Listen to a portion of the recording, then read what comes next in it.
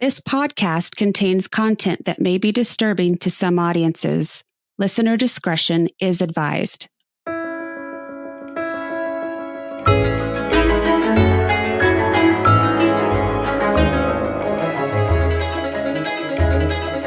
Welcome to the Death Becomes Us podcast. We are so excited to have you. Thanks for having me, guys. I appreciate it. Hi, I am just so curious now because we were just talking off air. Your crystal that bites, does she have a name? She doesn't have a name yet. Maybe I should do that this week. But no, she's just sassy. You know, anytime we've moved her, anyone who picks her up ends up getting cut. And so I'm always like, wrap her nicely. She doesn't like to be messed with. We should name her before the end of the episode. I love that. Yes, let's do it. She needs a blood tribute. I've never heard of that in a crystal before, but I'm here for that kind of energy.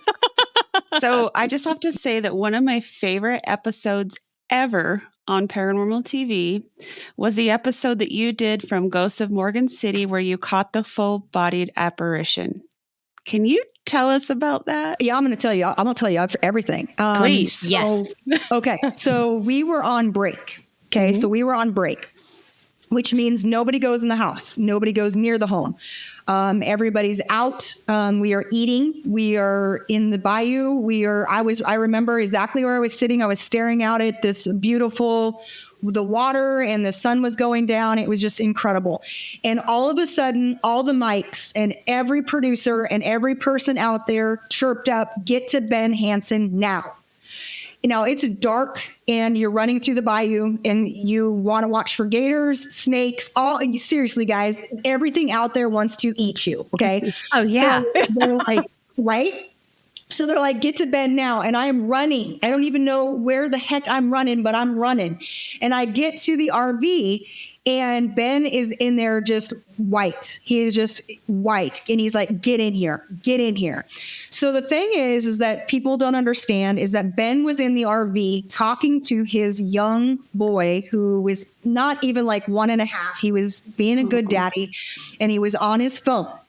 Now, the only way we caught this at the moment was Ben was in there and a train went by the RV. The RV started to sway, so Ben looked up and looked over at the monitor. When he looked at the monitor, that's when he caught it. Oh. Wow. So it's more than what they show on the, like there was a real deal. So we jump in the RV. All of us are crammed in. Every person you can think of is peering through the windows, and they play it back for us. And I just remember going, what the bleep? Like, what the flippin' bleep? Like, what is going on right now? And of course, they go, "Sarah, get in there." And I was like, wait, there's a whole RV of people that can go in there right now. What do you mean? Yeah, it was crazy. They needed you. That is wild. Give us some context for some viewers that may not have seen. What was it that you actually captured? So what I believe we caught was there is a spirit that was on the Idlewild plantation who was a nurse who worked as one of the nurses. There was a nurse there. She was left there to work and had, honest to God, no idea that she would ever leave the plantation because they didn't understand the disease. They didn't understand what was happening with the yellow fever. So they had seen something floating. One of the people on the property had said, "I saw this." And so we're like, "Oh, we'll take, okay." And yeah, we saw the same thing. The cameras picked up the same thing. And she has no feet. It's just the craziest thing. She's floating across the floor. She was caught on several cameras.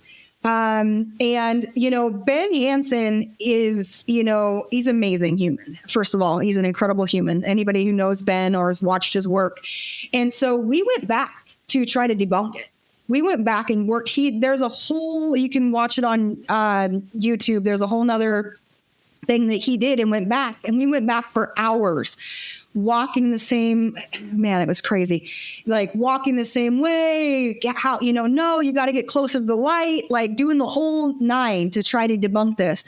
And, we can't debunk it. Can I tell you 110% it is? No, because no one can tell you that it is 110, but nobody can. That's a bunch of bullshit. Scary bull. We curse here. It's okay. It's fine. Okay. I can't debunk it. Yeah, I can't debunk it. We can't. We went back. We tried.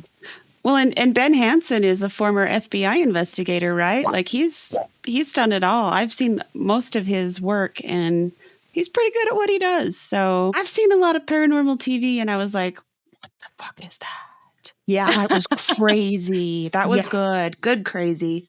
Yeah. And when they sent me in, so they send me in with this camera guy, and it's pitch black. Now, when I'm telling you, you're inside the internal walls of an because you tried to recreate it by walking by, right? Wasn't it you? Yeah. Okay. Yes. They wanted me to walk by and do the exact I could not see, and I was terrified of breaking an antique. I was like, I can't see anything. Like, you couldn't see. So if somebody was in there walking around, yeah, good luck. Because I couldn't see in front of me. They actually said the camera name, the guy that they sent in with me, they called him the wrong name. That's how dark it was in there. You couldn't see anything. Right. I'm going to grab some of my equipment just in case something weird happens. Oh, cool. That would be so fun. Keep talking. Oh, so okay. I did want to ask you, so you mentioned that she didn't have any feet. And I feel like that's something that comes up every now and then with legends or stories, or people see it and they always seem to indicate floating and no feet. And I was just wondering if you had any theories or ideas on why no feet? Where did they go? Well, personally, energy, the way I feel energy manifests. So this is my own personal opinion. I don't know everything or anything, but where the feet are on the ground, it seems to me like where you wouldn't want to waste energy, right? So it's like she's definitely using her energy to fill that space, but I didn't see feet. I don't know if she had fingers or not. I didn't pay attention. So it's kind of like that the external may not be as bright, or we might not see that light reflection as well. So she may have had feet. I just couldn't see them. Right. No, that makes so much sense. I have my EMF detector, my REM pod, and my flashlight on. So nice. So you got started at a pretty young age communicating with spirits. What was that like for you? Scary.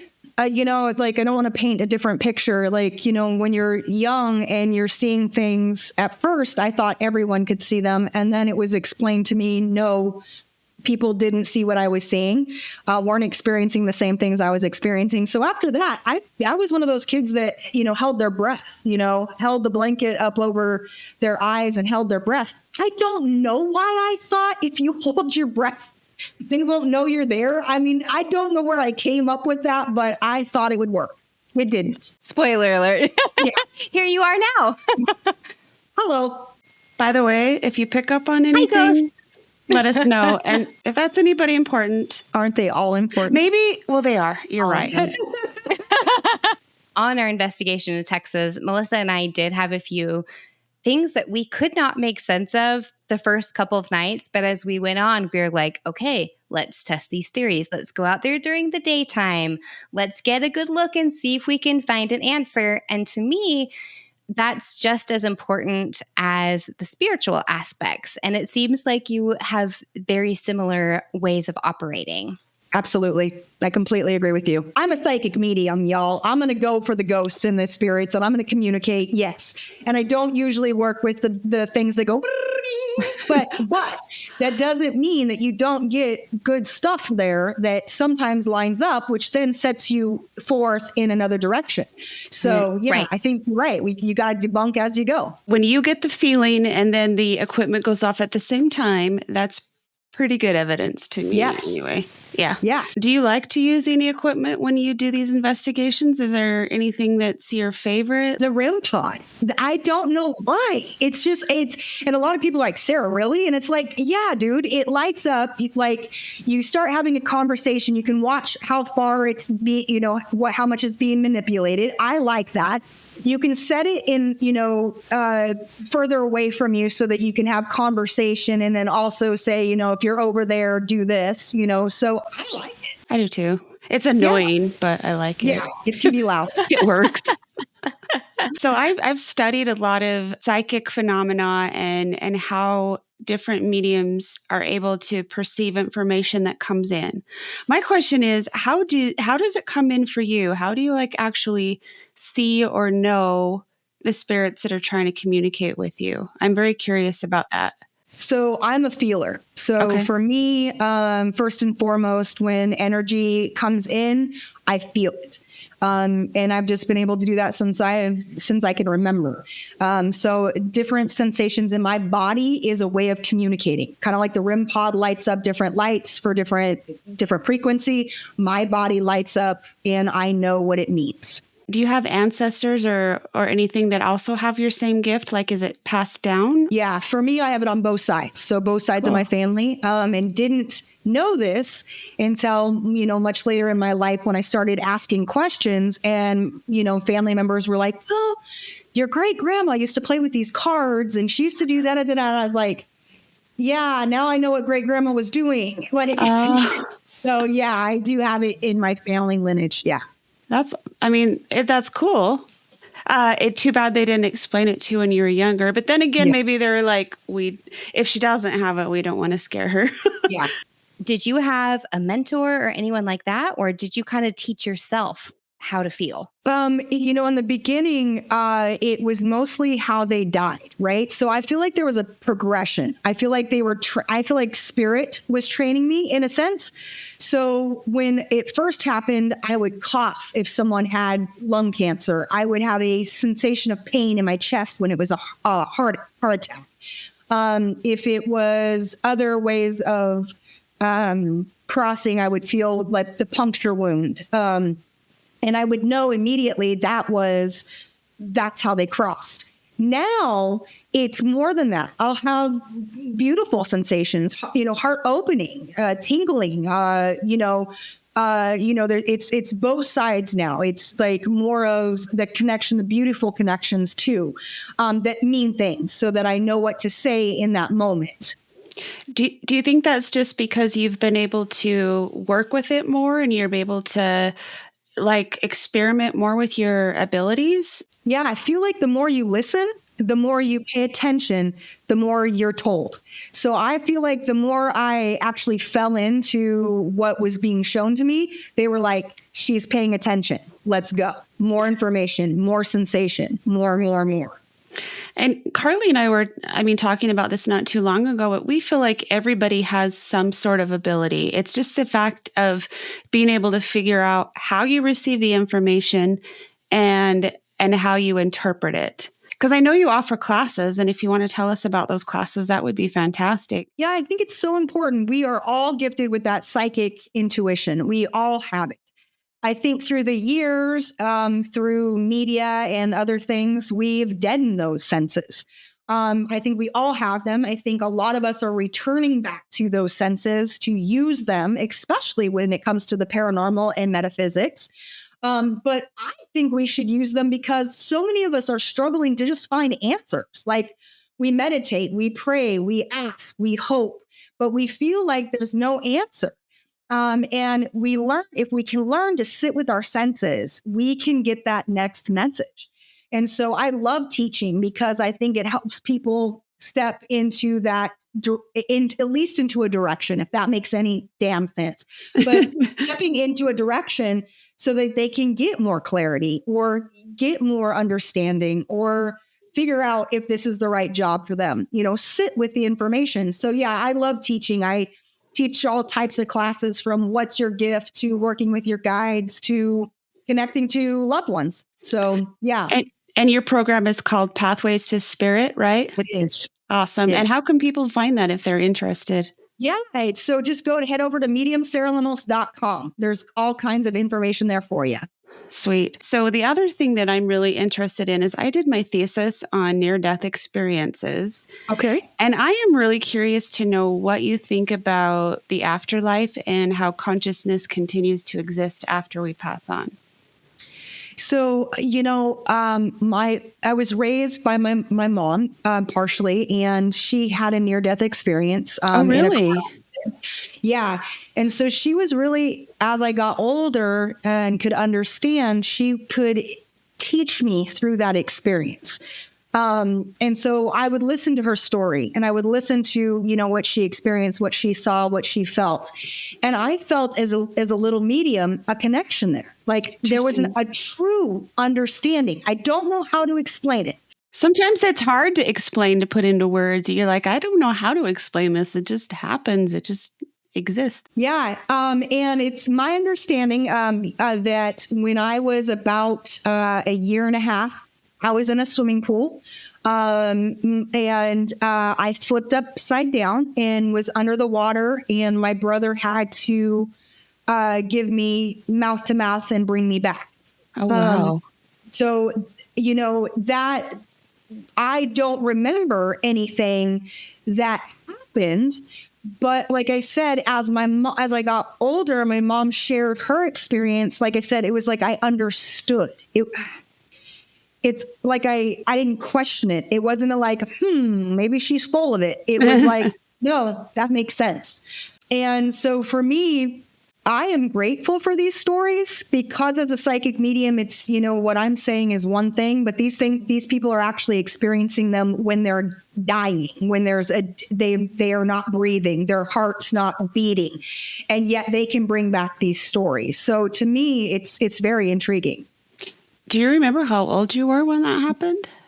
My near death, about a year and a half. Oh, wow. What did your mom say about her experience? Can you remember that at all? Yeah, I'm just curious. She just talks about, how she was out of her body, that she could see below her. She could explain things, and also her pain in it, because I don't believe she felt heard. When she came to and expressed these things, it wasn't really respected. So I feel like there was a part of her that was kind of not shamed. But I do feel like she almost felt like she experienced it and they could give two shits. And I'm just going to say how it is. And so, me listening, of course, now anytime someone has a story, I stop and I listen and I validate their experience. Yeah. I think that's important because so many people are like, I'm not going to tell anybody that. What if they think I'm crazy? Yep. But so many people have had an experience like that. It's like, I really wish people would share it more, but I understand why they don't. And also because a lot of times it's very personal and you don't want to. But I also think that within those stories we share, and that sharing allows it to be okay. Just like what we're doing in the paranormal and metaphysics right now, the more we share, the more you guys get out there, the more you share your stories, the more it's okay. And I think that is so important. Oh, I do too.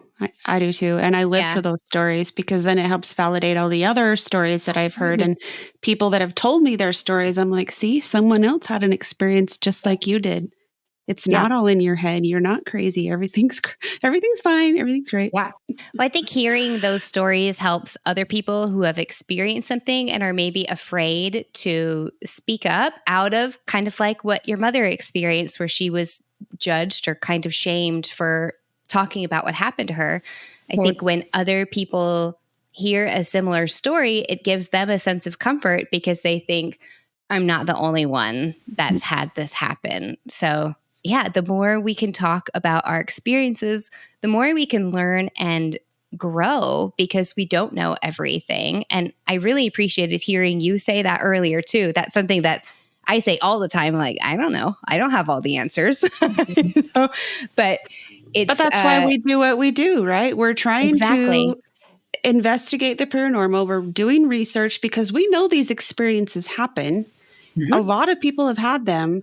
Let's try and figure out why and how and who. Absolutely. Yeah. I want to talk about Ghost Town Terror. Okay.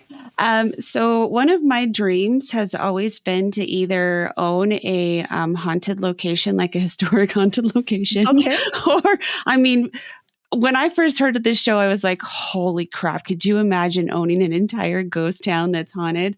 Oh, that's like my dream. Tell us what it was like working on that show. Honestly, during the day, there was a sense a different feeling, a different experience. And at night, it changed. And I know the spirit, trust me, guys, I do know that spirits are out during the day. Okay. So that's not where I'm going here. But we know what you're talking about. There is a sense. Yep. I don't know if it's just because it's dark. I don't know, but it would shift and it would get really active. And so, to me, it was, a story that kept unfolding, the different spirits there, the different energies that are there. The land has its own energy. The houses have their own energy, and the people have their own energy. So there was many, many layers here. So I know a lot of people think it's the location that's haunted. No, it's the person that's haunted. No, it's the land that's haunted. What are your thoughts on that? Yes. All of them. My thought is yes. All of the above. Yeah. So to me, I think that all of that was interactive. That all was happening. It was all colliding. And I think in certain areas, and we've heard of this many times, in certain areas, those energies are like a storm. You have so many different, you could say ley lines, you could say trauma to the area, you could say, shit, it got hit by lightning, whatever. But there's, like I said, there's so many different things going on, and definitely in that area, for sure. You did 2 seasons, correct? Yeah. And what are your thoughts on what actually was happening there? I know the mom had some trauma and some things going down in her life. And of course it's a ghost town, so there's got to be a lot of spiritual energy left behind. But what are your thoughts on that? I, honest to gosh, feel like it was all three. That's the land itself. If you know anything about Butte, Montana or Anaconda, Montana, it's very mined. The earth has been stripped, farmed. It has been taken. And the energy that lies there, you can feel is not happy about it. They have the only lake of acid. There is literally a lake of acid that birds don't fly over. So we're talking about land that is not kind of harmed. It has been very harmed. So for me, I think that there's a layer there that could very well be investigated. I do feel that there are spirits on that property, multiple spirits on that property, and not all of them mischievous or scary or either. What? They're not all mischievous and scary? No. No. But I do think that there, there was an essence of that there. There was, you can't, just like every person is not sweet and kind and loving, you have assholes out there. So you're gonna run into that in the, when it comes to different energies too. And you said this was near Anaconda and Butte? Yeah, this is in Anaconda, and it's next to Butte, Montana. I've been to both areas on multiple occasions, and that there is definitely a sense of a strange energy in both places. Anaconda is like one of those cities where you're like, people actually live here? Like, nobody's out and about doing stuff. What's going on? Yep. Yeah. It's crazy. Did you feel any difference in your filming experience between season 1 and season 2? Was it like coming back for season 2 and the spirits were like, I remember you? Or was it basically kind of the same? It was interesting for me because for some reason it felt to me personally, I can't speak for anybody else, but there was something different. There was it felt like, yes, same kind of energies, but to me, there also felt like there had been some shift and change. And I don't know how much I can speak about this, but the sense that they do know you. So it's not just us getting to know them. Let's not be stupid here. They're also getting to know us. Yeah. And they know how we act. They know what we're doing. They know they're not dumb. And so it's like you're working with energies that are like, oh yeah, I remember you. That's how you lay it down. And it's like, damn, there's no getting one up on anybody here. So Yeah.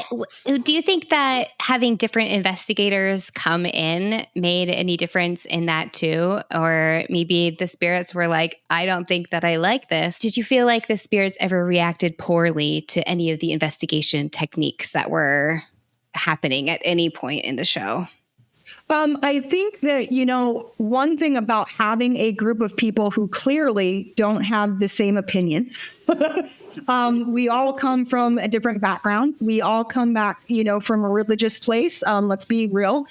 From, I'm raised a certain way, they're raised a certain way. They experience their ghost stories that brought them into the field are completely different than mine, what have you.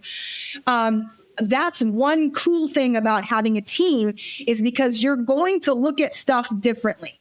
We may not always agree on it, which is actually a good thing if you actually want to go deeper. If you're all in the same playing field, what's going to happen? Vanilla. Yeah. It's just the same, have vanilla ice cream again. Okay. But the reality is when you go in with different thoughts, even if I don't agree with it, that it's going to go in a different direction that maybe I would never go there. But like the reality is that it would never be looked at. Right. I agree. I think that's the importance of having a team with different abilities, different expertise, and different points of view. Because if you're all going in there with the same idea, then you're going to come out with the same outcome, and you might not even be able to get any evidence or whatever it is that you're trying to, collect. But Carly and I work really well together because we have two very separate areas of interest, very separate investigation techniques, and being able to put those together and be able to put our ideas together, I think gets us some pretty positive results. So I agree with that. I think you need people that can think outside the box and who can really go in and, hey, what about this? Or what about this? And being able to be open with it and being like, okay, let's give it a try. Yep. That's what paranormal science is about, right? Yep. Otherwise, what's the point? Yeah. Different methods, different beliefs. You're all getting little pieces of the puzzle. And if you're going in for a proper investigation, I mean, the three of us could work together and we could all be talking the same spirit and all get different bits. But it's when you combine the bits of evidence that give you a better picture of what's going on. So yeah, I agree with you. I've been on investigations of my own where I was like, I don't know if I like that. And on the flip side, I have been the person that was like, I don't know what's happening here. I'm going to poke at this ghost just to see, in respectfully most of the time. Of course. So do you have a regular spiritual practice that you do? Is there something that you do to get ready for an investigation or just in your day-to-day life? What advice can you give for us and our listeners on that side of things? Does that make sense? Yeah, I'm going to say something that's probably controversial, but I'm going to say it anyways. Please do. Don't go in with the assumption that everything is bad. Don't go in assuming that everything is dangerous. Don't go. Should you be aware? Yes. Should you be careful? Yes. But don't come to my house and bust down the door and bring in all these crystals and shit that say you're negative, get out. Burning shit, doing all. It's like, whoa, this is my house, first of all. And don't assume I'm an asshole until you get to know me, right? Well, and also, when you come in with assumptions, all you're going to get is an answer for that assumption. That is it. So going as open as you can. I personally don't know anything about a property or a place before I go. One, because people don't believe psychic mediums. They just don't. So the reality is I have to be more careful than any paranormal investigator out there. I can't know anything because I'm going to be assumed that I'm a fraud or a liar. So I go in with nothing. I don't want to know anything. And I think that's also very respectful in a sense because I'm not going to go in with an assumption. So I say go in open, state your intention. If you feel like you need to have a protecting stone, absolutely. I'm not saying don't. But what I'm saying is don't go in with assumptions because all you're going to find is that answer. You're just going to prove your assumption correct. So go in open. And what I would say is it's more important when you close down after an investigation is like, whoa, yo, you stay here. I'm going to go. Right. So your energy, whatever that energy is, stays here. It remains here.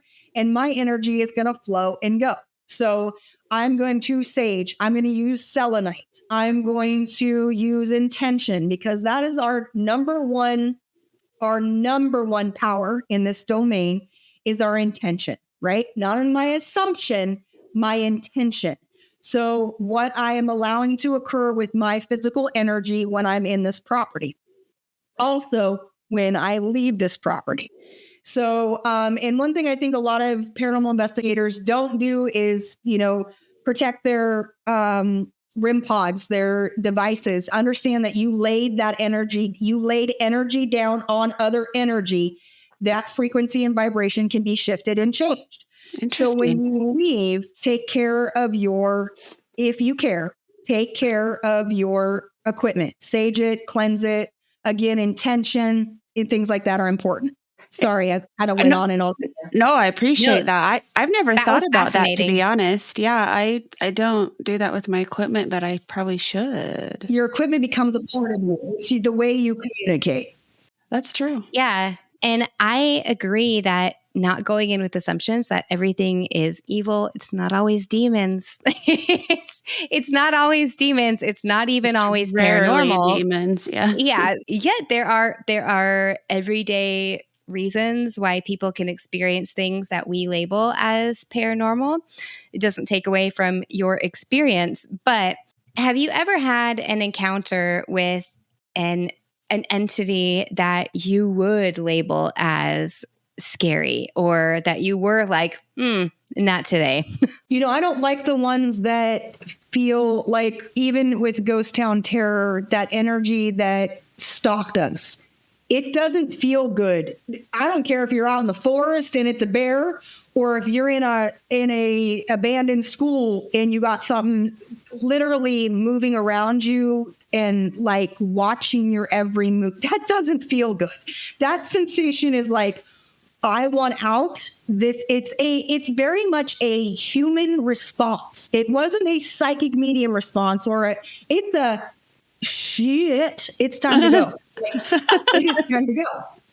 I've also had experiences, when I go to other people's homes, because I do, if they need help and things like that. And I've been to a property where before I even got to the apartment, this energy was hanging out the window, and it's like, it literally said, "You're looking for me."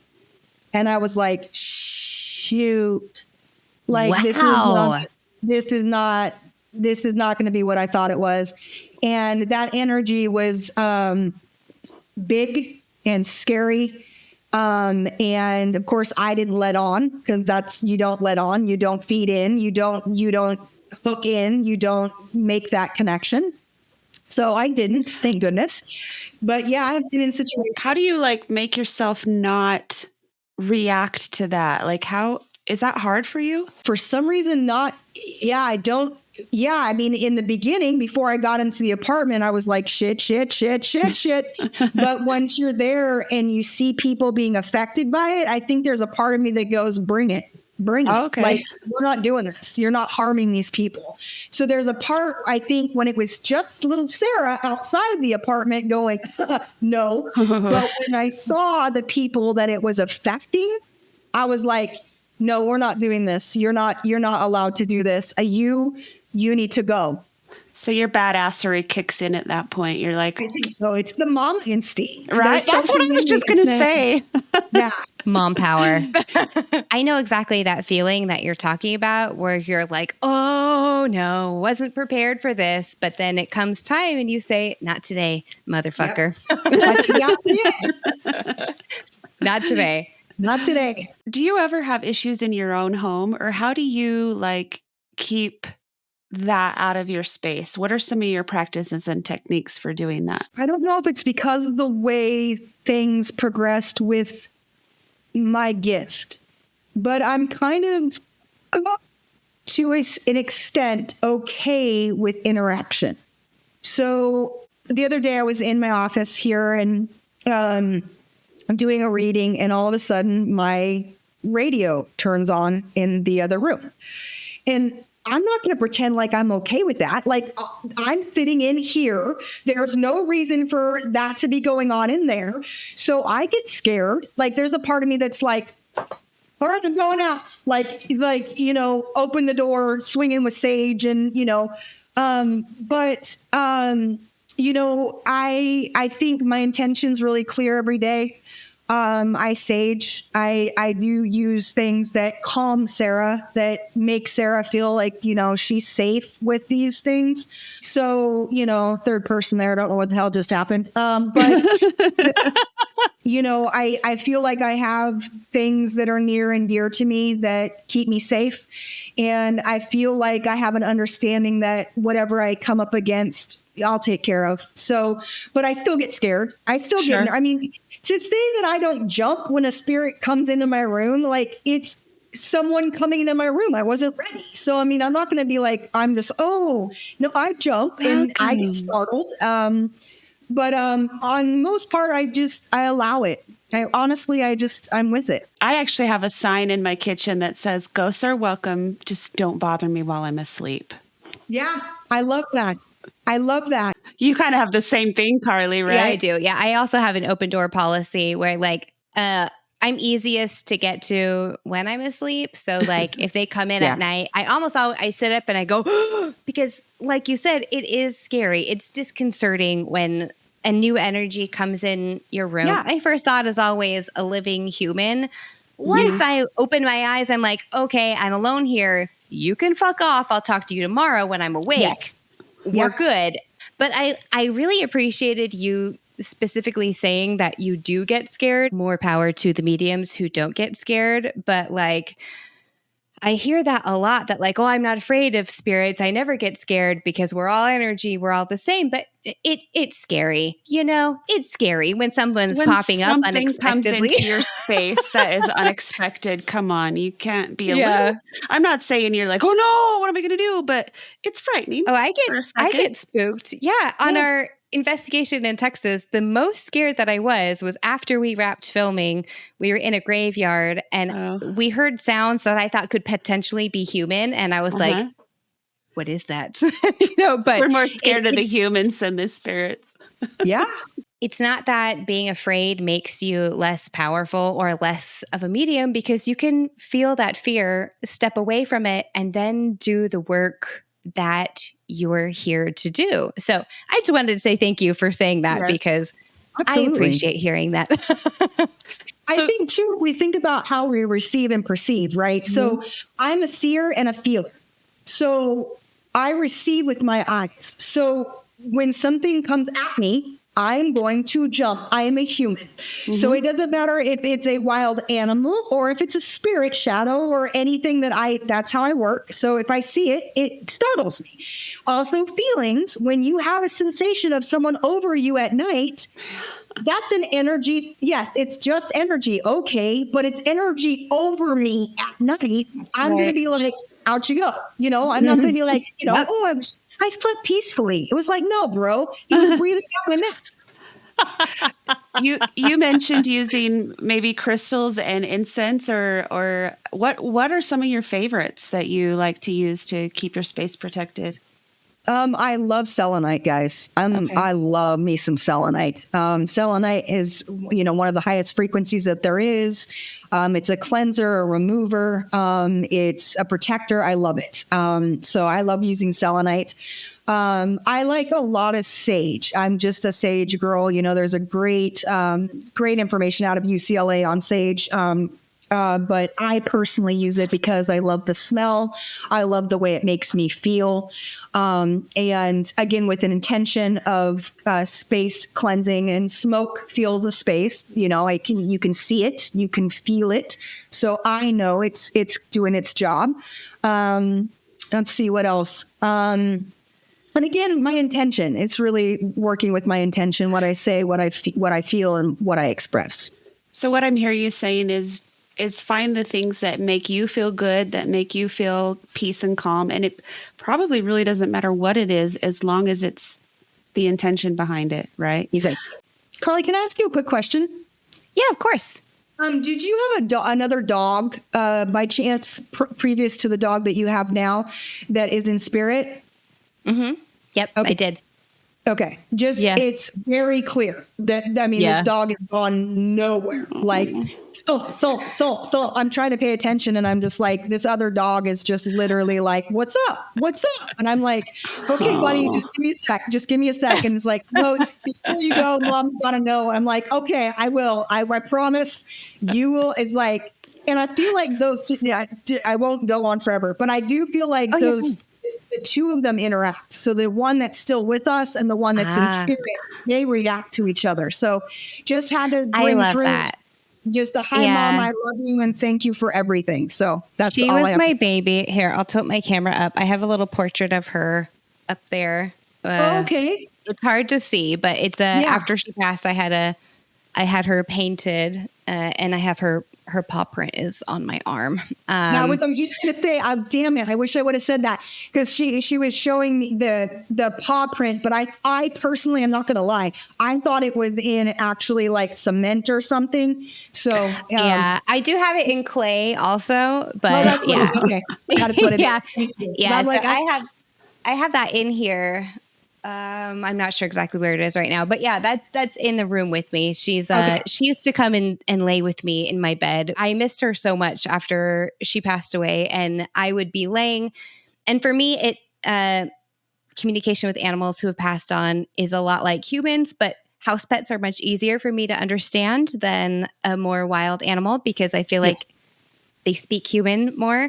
I agree.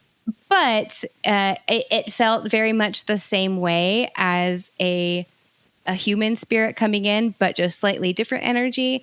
And I could feel her get in bed and lay on her spot by my legs. And so she always likes to come up anytime if things are stressful, or sometimes just because she loves me.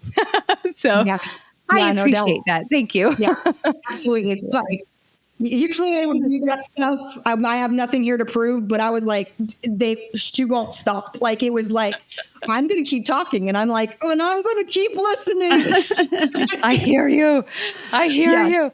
Yeah. Well, and our animals are such a form of comfort for us. And so to know that she's still there comforting you is kind of cool. Yeah. Yeah, I've always been very closely bonded with my dogs. Obviously, you saw the one who is here now. Yeah, and she was my unofficial emotional support dog. If I was having a hard time, I would sit on my kitchen floor. I don't know where that originated from, but that's like my place. If I'm having a bad day, I literally sit on the kitchen floor, and she would come and she would lay with me until I felt better. So she was, I think there's a lot of people who are looking for connections with their pets. Yeah. Excuse me, I said pests. With their pets.